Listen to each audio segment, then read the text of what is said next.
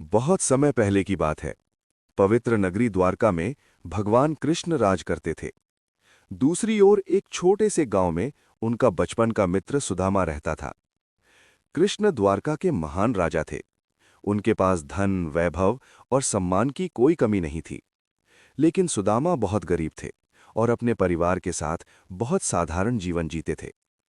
समय ने उनकी परिस्थितियों को बदल दिया था, लेकिन उनकी सच्ची मित्रता और प्रेम आज भी वैसा ही था जैसा बचपन में था।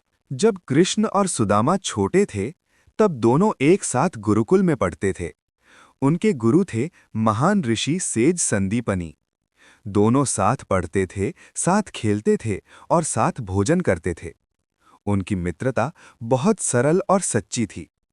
उन्हें ये बिल्कुल भी पता नहीं था कि आगे चलकर कृष्ण एक महान राजा बनेंगे और सुदामा बहुत गरीबी में जीवन बिताएंगे।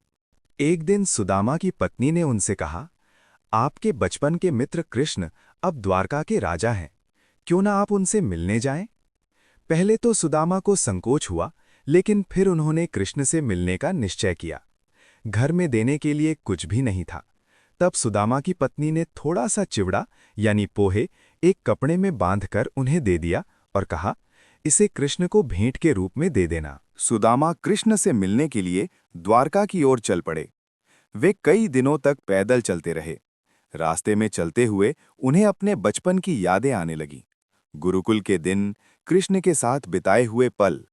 उनके मन में कोई लालच नहीं था, बस अपने प्रिय मित्र से मिलने की खुशी थी। जब सुदामा द्वारका के महल पहुंचे, तो महल के पहरेदारों को विश्वास ही नहीं हुआ कि एक गरीब व्यक्ति राजा कृष्ण का मित्र हो सकता है।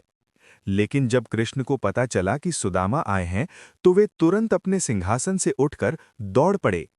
कृष्ण ने सुदामा को देखते ही उन्हें गले से लगा लिया।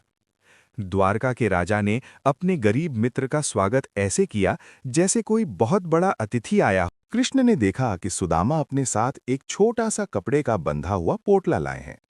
कृष्ण ने मुस्कुराते हुए पूछा, मित्र, इसमें क्या है?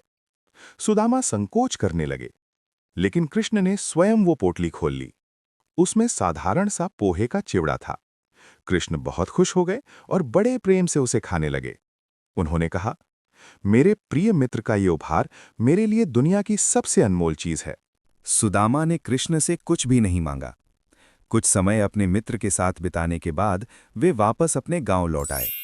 लेकिन जब वे अपने घर पहुंचे, तो वे आश्चर्यचकित रह गए। जहां पहले उनकी टूटी हुई झोपड़ी थी, वहां अब एक सुंदर महल खड़ा था।